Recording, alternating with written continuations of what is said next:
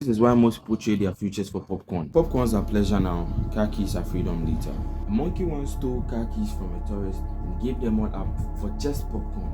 Imagine this monkey had the mind of a human being. He would have sold the car keys for a lot of popcorn.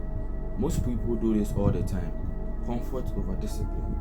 You always get 86,400 seconds in a day. And what you allocate each second for decides your future.